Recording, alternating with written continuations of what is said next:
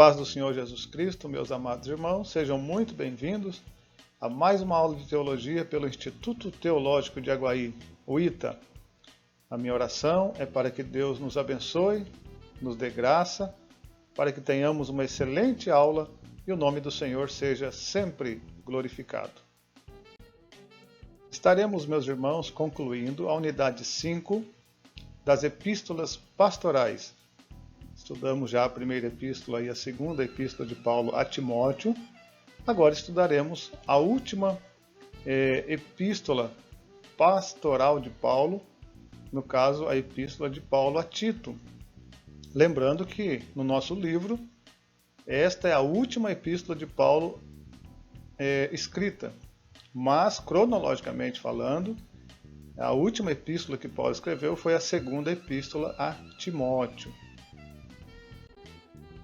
Eu quero iniciar a nossa aula, introdutoriamente falando, sobre como o Evangelho chegou à ilha de Creta, que era a ilha em que Tito foi deixado pelo apóstolo Paulo para pastorear e pôr em ordem algumas coisas que estavam fora de lugar na igreja, que precisavam ser, então, organizados.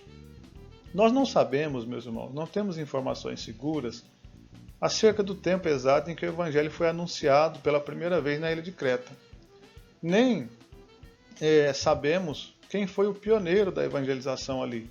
O que sabemos é que no dia de Pentecoste havia judeus piedosos de Creta que se converteram. Você pode conferir essa informação ali em Atos dos Apóstolos, capítulo 2, verso 11, quando Lucas diz que havia ali cretenses, árabes, e o texto diz: todos nós temos ouvido em nossa própria línguas falar das grandezas de Deus. Os irmãos podem conferir.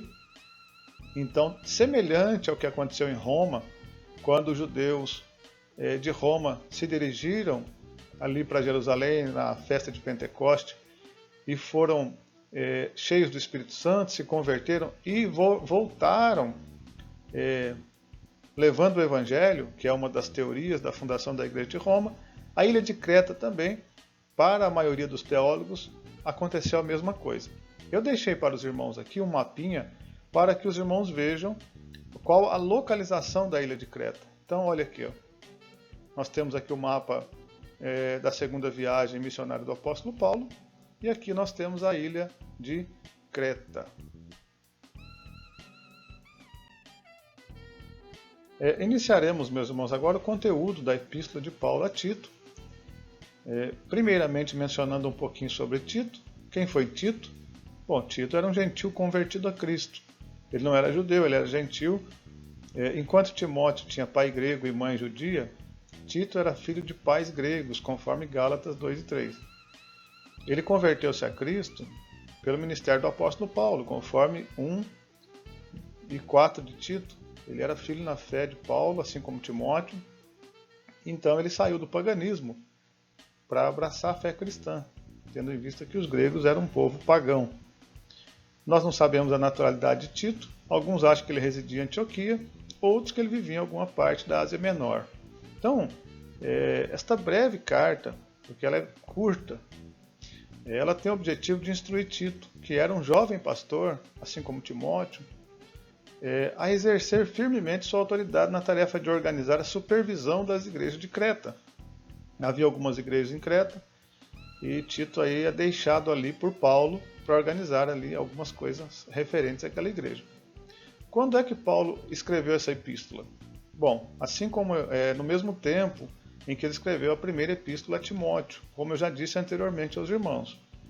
Ele teria então saído de sua primeira prisão em Roma, deixado Timóteo em Éfeso e Tito em Creta e se dirigido para a Macedônia, de onde ele escreveu então a primeira epístola a Timóteo e esta epístola a Tito. Então vejam bem, meus irmãos, um pouquinho sobre a ilha de Creta. Ela era uma grande ilha e também muito populosa. Hoje, por exemplo, se você pesquisar, ela tem cerca de 650 mil habitantes. É a maior ilha da Grécia, a quinta maior do Mediterrâneo. Charles Erdmann diz que a ilha de Creta ocupava uma posição privilegiada no centro do Mediterrâneo, porque ali ela havia alcançado na antiguidade uma civilização brilhante, mas por alguma razão essa civilização entrou em declínio. William Barclay diz que nessa época a igreja era uma ilha de cristianismo cercada por um mar de paganismo. As mais perigosas heresias e ameaças estavam por todos os lados. As pessoas que a formavam estavam a um passo da sua origem e antecedentes pagãos. Então a igreja ali estava correndo sérios riscos de voltar ao paganismo. Por isso Paulo então deixa Tito para organizar, doutrinar aquelas igrejas e pôr algumas coisas que eram necessárias em ordem. Ainda sobre o conteúdo de Tito, Paulo exorta Tito, no caso, a escolher os líderes com base no caráter e na conduta correta, a refutar os falsos mestres e a estimular os crentes a viverem dignamente de acordo com o Evangelho de Cristo, no qual afirmam crer. Então veja que Paulo está preocupado aqui, meus irmãos, com a escolha da liderança das igrejas inicialmente, porque Paulo tinha uma solene preocupação com o governo da igreja. Uma igreja bíblica, ela precisa ter líderes sãos na fé e na conduta. E aí, meus irmãos, nós vemos que Tito também vai tratar aqui de um combate aos falsos mestres e às falsas doutrinas, semelhante ao que aconteceu com Timóteo. A liderança da igreja, irmãos, ela precisa vigiar, porque os falsos mestres estão por todos os lados. Meyer Pearman, ele menciona 4 características aí desses falsos mestres. Primeiro, quanto ao seu caráter, eram insubordinados, enganadores e faladores. Então esse era o caráter deles, conforme o capítulo 1, verso 10. Quanto às suas motivações, eram gananciosos, conforme o capítulo 1, verso 11 e 12. Quanto ao seu ensino, eram apegados às tradições judaicas e lendas, capítulo 1, verso 14, exigindo abstinência de alimentos. Quanto às suas pretensões, professavam ser verdadeiros mestres do Evangelho, mas a sua vida pecaminosa desmentia a sua profissão, conforme capítulo 1, verso 16. Então veja bem que havia ali muitas coisas fora de lugar na ilha de Creta, e Tito foi deixado ali, meus irmãos, para colocar em ordem.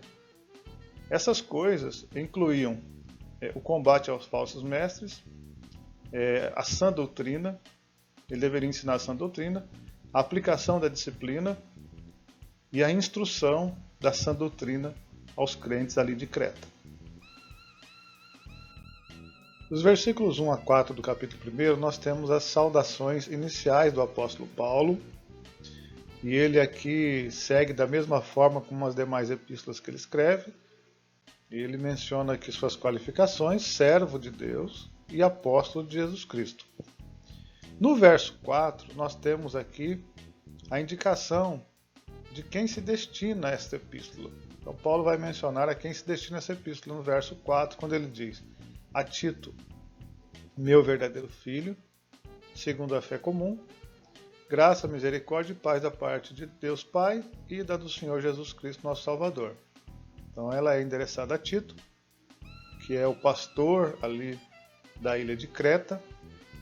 Nós temos, depois, meus irmãos, no verso de número 5, nós vamos ver a razão que levou Paulo a deixar Tito em Creta. Ele vai dizer o seguinte: por esta causa te deixei em Creta, para que pusesse em boa ordem as coisas que ainda restam, e de cidade em cidade estabelecesse presbíteros, como já te mandei. Então, Tito tinha a responsabilidade de, em todas as cidades, estabelecer ali os presbíteros, os líderes, que ficariam responsáveis pelas igrejas ali na ilha de Creta. Isto porque a ilha de Creta, irmãos, era uma ilha altamente marcada pela devassidão moral e também pela disseminação de muitas heresias. Então, Paulo entende que somente com uma liderança bíblica e moralmente sadia, a igreja poderia resistir a essas ameaças. Veja que qual é a maneira adequada de se combater o erro, meus irmãos? Olha, com certeza é espalhando a verdade. Isto é o que Paulo tem intuito de fazer. Ele quer apagar o fogo falso com o fogo verdadeiro. Porque a forma mais eficaz de combater os falsos mestres é multiplicando os verdadeiros mestres. E é isto que Paulo, então, vai fazer. Nós temos ainda, meus irmãos, as qualificações mencionadas em seguida, a partir do verso 5 ao 9, dos presbíteros. As qualificações que eram necessárias que eles tivessem para exercer o presbitério. Só que essas qualificações nós não vamos mencioná-las, tendo em vista que nós já estudamos anteriormente, quando estudamos a primeira epístola de Paulo a Timóteo, capítulo 3, versos de 1 a 13, porque essas qualificações são as mesmas, de modo que nós não precisamos mencioná-las mais. Dos versos 10 a 16 do capítulo 1, Paulo ele vai começar a traçar um perfil desses falsos mestres, os identificando como judaizantes da circuncisão. No verso 10, Paulo diz: pois há muitos insubordinados, então veja aí o perfil desses falsos mestres, que não passam de faladores e enganadores, especialmente os do grupo da circuncisão. Então eles eram insubordinados e faladores. Essa palavra insubordinado, ela era usada para descrever soldados infiéis que se negavam a obedecer às ordens de seus comandantes. Então, era um termo militar para identificar um soldado rebelde. Então esses falsos mestres, eles eram rebeldes, falastrões. Enquanto os presbíteros se colocavam debaixo da autoridade das Escrituras, eles insurgiam-se contra ela. E faziam isso com palavras insolentes e vazias. Os falsos mestres, irmãos, eles se negavam a obedecer à sã doutrina e à liderança constituída na igreja. Então, olha o problema que eles arrumavam. Eles eram também enganadores, segundo Paulo diz. A vida deles era errada, a doutrina deles era falsa, suas palavras não apenas deixavam de edificar, mas ela levava a pessoa ao erro. Em vez de levar os homens à verdade, esses falsos mestres, eles os faziam afastar-se dela. Em vez de firmar a pessoa na fé, eles os desviavam. Então, os judaizantes, como nós estudamos já anteriormente em outras epístolas, eles negavam a eficácia do sacrifício de Cristo na cruz e a suficiência da graça para que a pessoa fosse salva. Eles exigiam a necessidade da observância de ritos judaicos para que a pessoa então fosse salva.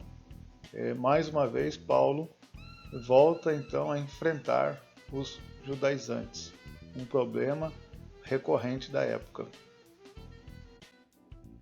No verso 11, nós vamos ver que Paulo vai dizer que esses falsos mestres, eles deveriam ser silenciados. Tito tinha a obrigação de calá-los. Veja o que diz no verso 11 do capítulo 1.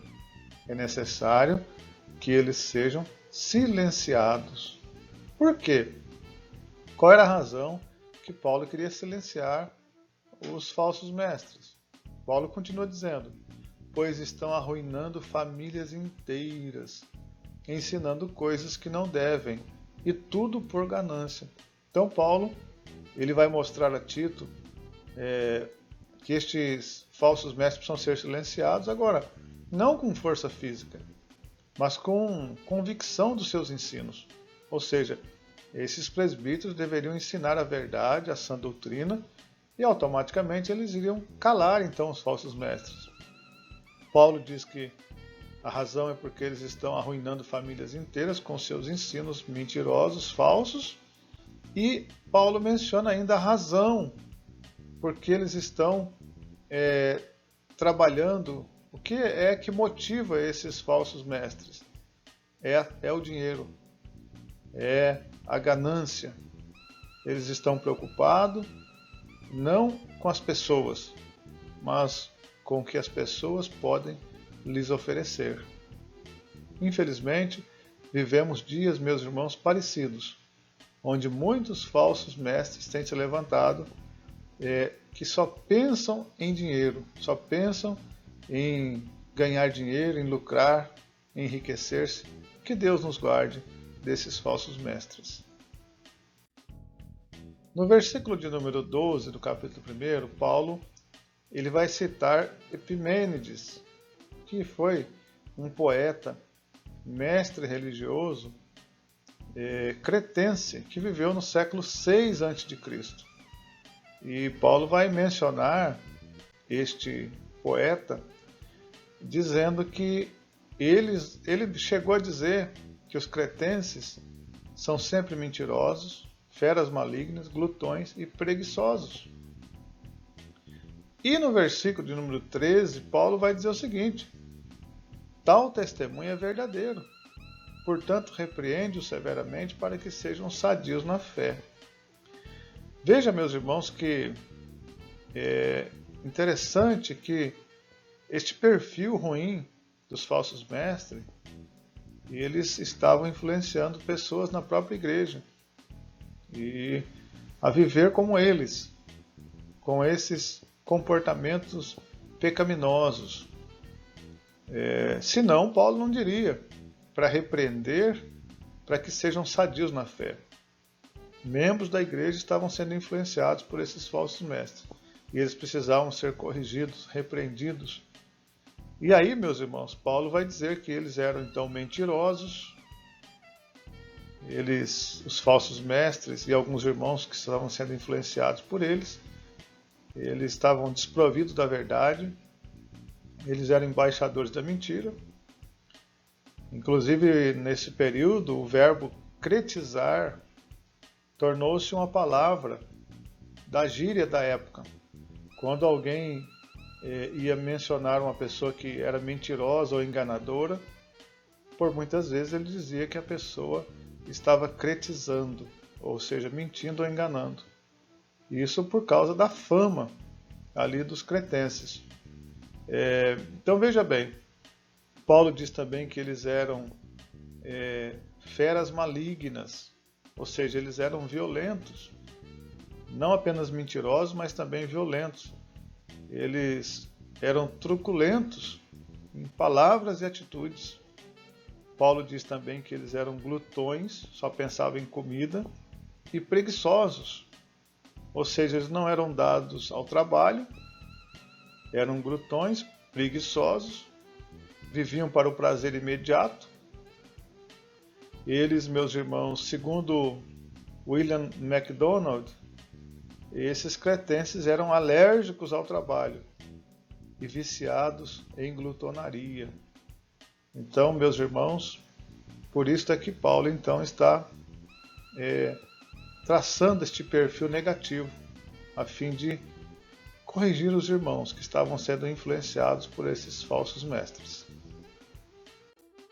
Dos versos 14 a 16 do capítulo 1, nós temos então Paulo mencionando os judaizantes que tinham o objetivo de levar os irmãos à ordenança de mandamentos de homens, de cumprir rituais, não comer determinados alimentos. E Paulo então vai dizer no verso 14 o seguinte: olha, não dando ouvido a fábulas judaicas. Quer dizer, não deem ouvido, gente, a essas histórias desses judaizantes, nem aos mandamentos de homens que se desviam da verdade. Então não dê ouvido a esses homens que ensinam mandamentos de homens, eles não estão ensinando a Bíblia. Aí, meus irmãos, no verso 16, Paulo vai dar uma maneira de identificá-los. É possível identificá-los. Como? Por suas obras, nesse caso, por suas más obras. Semelhante ao que Jesus disse em Mateus capítulo 7, Paulo também diz, não é? Pelas obras é possível conhecer o falso profeta, o falso líder. Então, no caso deles, olha o que Paulo diz no verso 16. Confessam que conhecem a Deus, mas negam-no com as obras, sendo, primeiro, abomináveis, desobedientes e reprovados para toda boa obra. Jesus também disse que é pelo fruto que se conhece a árvore. Então Paulo diz, olha, é possível identificá-los por suas más obras, se são reprovadas. Lembrando que, anteriormente, eu já disse aos irmãos que eles eram gananciosos, mentirosos, preguiçosos, e meus irmãos faladores, e levavam famílias inteiras à perdição. Portanto, meus irmãos, Paulo diz aos irmãos, olha, não dê ouvido a essa gente, não dê ouvido aos judaizantes. É isso que Paulo diz a Tito. Chegamos ao capítulo 2, meus irmãos. Do verso 1 a 10, nós temos então os deveres das diversas classes de pessoas crentes. Ou seja, há uma lista aqui com algumas recomendações aos homens, às mulheres idosas, às jovens recém-casadas e aos jovens e também aos servos, ou seja, os escravos. No verso 1, Paulo começa dizendo para Tito que ele deve falar o que está de acordo com a sã doutrina. Então, primeiramente, Paulo se dirige a Tito, dizendo que ele deveria continuar o combate à heresia, ensinando a verdade. Então, a sã doutrina ela tem a ver com a totalidade dos ensinos da palavra de Deus. E Tito tinha o dever de ensinar a igreja, os irmãos, a palavra de Deus. Depois, então, nós temos aí preceitos de Deus para os homens idosos, isso no verso 2. Eles tinham que ter domínio próprio, reputação aprovada, um bom testemunho, equilíbrio nas atitudes e maturidade espiritual. Temos também preceitos de Deus para as mulheres idosas, isso no verso 3 e 4. Elas deveriam ter cuidado quanto à maneira de viver, cuidadosas quanto à maneira de ensinar, porque elas tinham que ensinar as mais novas. Depois temos preceitos no verso 4 e 5 para as mulheres jovens, elas deveriam amar o marido e filhos, ser sensatas, terem domínio próprio, deveriam ser honestas, boas donas de casa, bondosas e sujeitas ao marido. E os preceitos de Deus para os jovens são exortados que sejam criteriosos em tudo. E, por fim, os preceitos de Deus para os escravos, que eles deveriam ser obedientes, fiéis e honestos. Então, nós temos aí alguns deveres a diversas classes de pessoas. Então, Paulo ordena a aplicação da doutrina a vários segmentos da família, classificando aí por gênero, idade e posição social. Dos versículos 11 a 15 nós temos os benefícios da graça de Cristo. Lembrando que graça significa favor imerecido e nós recebemos inúmeros benefícios da graça, ou seja, inúmeros benefícios que nós não merecemos por meio do Senhor Jesus Cristo, que morreu na cruz por nós. Então, primeiramente, nós temos aí a origem da graça. Quando Paulo vai dizer graça salvadora de Deus. Então, a origem da graça está em Deus. É de Deus que recebemos o favor que não merecemos. Segundo, Paulo vai dizer da natureza da graça. Ou seja, a graça é salvadora, sua natureza. Depois, Paulo vai dizer acerca da extensão da graça. Ela se manifestou a todos os homens. Então veja que não significa que todos os homens, todas as pessoas, todos os seres humanos estão salvos. Não. Essa é a falsa doutrina do universalismo, que não é bíblico. O que significa aí é que a graça de Deus, o Senhor Jesus, morreu por todos. E, portanto, todos podem ser salvos, desde que não rejeitem o Salvador. Então, essa salvação, ela, meus irmãos, é uma salvação que se estende a todos. Independente de cor, raça, língua, todos podem ser salvos. Então, nós temos aí alguns benefícios da graça mencionados nesse slide. Ela nos ensina a abandonar a impiedade. Então veja que a graça nos educa para renegarmos o mal, nos ensina a viver nesse mundo com autodomínio, justiça e piedade, nos dá esperança quanto à volta de Jesus. Sim, nós temos esperança, é pela graça que temos esperança que Jesus vai voltar, e isso enche o nosso coração de alegria. E também é pela graça que nós temos a remissão de toda a iniquidade, ou seja, somos perdoados pela graça do Senhor Jesus Cristo.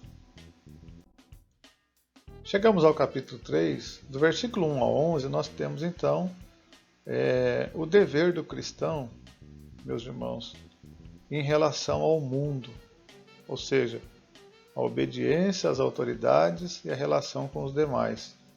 Então é recomendado aqui obedecer às autoridades, estar sempre pronto para qualquer trabalho honesto. Nas relações sociais temos algumas instruções, como não difamar, não brigar, ser cortês, conforme Tito capítulo 3, versículo 1 e 2, que nos diz assim, admoestos a que sujeitam os principados, potestades, que lhes obedeçam, estejam preparados para toda boa obra, que a ninguém infamem, nem sejam contenciosos, mas modestos, mostrando toda a mansidão para com todos os homens. Então veja bem, a nossa relação com as autoridades precisa ser uma relação exemplar. Isto porque o cristão ele tem dupla cidadania. Ele é cidadão do céu, mas também vive aqui na terra. Então ele deve obediência a Deus, mas também às autoridades constituídas. Duas coisas aqui são exigidas aos cristãos. Submissão, ou seja, ele não pode ser um anarquista, nem um agitador social, uma vez que resistir às autoridades é insurgir-se contra o próprio Deus, e também a obediência, porque a submissão, meus irmãos, implica em obediência e cumprimento dos deveres. O cristão deve cumprir as leis, as instruções das autoridades civis, pagar seus impostos com fidelidade. Isso é obediência às autoridades. O cristão só está livre de cumprir, de não ser obediente a uma lei, a uma autoridade, quando esta autoridade ir contra a Bíblia. Quando ela ensinar, quando ela exigir algo que contraria a Bíblia. Por exemplo, nós temos a ocasião em Atos, quando Pedro e João foram contra as autoridades da época. E há pessoas que usam esse versículo para justificar a sua desobediência, dizendo, quando Pedro e João dizem, nós mais importa obedecer a Deus que aos homens. Mas ali, obedecer a Deus era pregar o Evangelho, porque eles estavam sendo proibidos de anunciar o nome de Jesus. As autoridades queriam proibi-los. E eles disseram, não, nós não vamos parar de anunciar Jesus, porque mais importa obedecer a Deus do que aos homens. Então, nesse caso, devemos desobedecer às autoridades, porque a palavra de Deus está acima de qualquer autoridade. Mas, não sendo assim, nós devemos obedecer às autoridades. Temos também a relação dos cristãos com os concidadãos da terra, não destruir a reputação das pessoas, não destruir o relacionamento com as pessoas, não cavar abismo, mas construir pontes de contato com as pessoas, conforme o verso 2. Não lutar pelos seus próprios direitos, mas entregá-los a Deus. Ainda, meus irmãos, dos versos 3 a 5, do capítulo 3, Paulo vai mencionar aqui qual era a nossa situação antes de Cristo. E Paulo faz um diagnóstico sombrio da nossa condição antes de sermos salvos. Ele vai dizer o seguinte, no verso 3 do capítulo 3, porque também nós éramos no outro tempo insensatos, desobedientes, extraviados, servindo a várias concupiscências e deleites, vivendo em malícia e inveja, odiosos, odiando uns aos outros. Então olha como era a nossa situação. Nós éramos nécios, ou seja, vivíamos como loucos, nossa mente estava corrompida pelo pecado, A insensatez era a marca registrada da nossa vida. Nossos conceitos estavam errados, nossos valores distorcidos, nossos desejos corrompidos. Nós éramos desobedientes, nós éramos, meus irmãos, desgarrados. Nosso coração, além de tolo, era também rebelde à autoridade divina e humana. Então veja que nós éramos escravos de toda sorte de paixões e prazeres. Estávamos, meus irmãos, com a coleira do diabo no pescoço. Mas aí, Paulo segue dizendo, mas quando apareceu a benignidade e o amor de Deus, nosso Salvador para com o homem, não pelas obras de justiça que houvessem feito, mas segundo a misericórdia, nos salvou pela lavagem da regeneração e da renovação do Espírito Santo. Então a conduta do velho homem já não nos serve mais, porque fomos regenerados e renovados pelo Espírito Santo. Por isso, nossa vida precisa ser diferente. Precisamos viver como sal da terra e a luz do mundo, dando exemplo para aqueles que estão de fora também, não somente na igreja, mas para aqueles que pertencem ao mundo. Chegamos então à conclusão da Epístola de Paulo a Tito, suas saudações finais, capítulo 3, versos 12 a 15.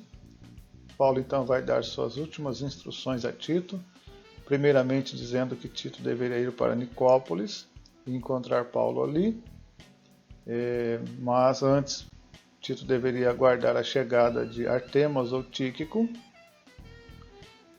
Zenas é mencionado e também Apolo, no verso 13. Tito deveria encaminhar Zenas e Apolo. Apolo nós sabemos que era um grande mestre, bem conhecido da igreja, conforme Atos 18, 24. Porém nada sabemos sobre Zenas. Paulo chama de o intérprete da lei, talvez ele fosse um rabino judeu convertido a Cristo. Então Tito deveria prover os donativos e os recursos a esses obreiros na obra itinerante que eles estavam realizando. Possivelmente foram eles os portadores desta epístola. Também Tito deveria estimular os crentes à prática das boas obras, isso no verso 14, porque a salvação é pela graça, mas demonstrada pelas obras. E por fim, Tito deveria receber e transmitir as saudações dos irmãos. Paulo termina essa pequena carta pastoral rogando a graça de Deus sobre todos os crentes. Então, meus irmãos, nós concluímos aqui as epístolas paulinas. Eu espero que essas aulas todas tenham sido edificantes e que os irmãos continuem sendo abençoados e que o nome do Senhor Jesus continue sendo glorificado em nossas vidas.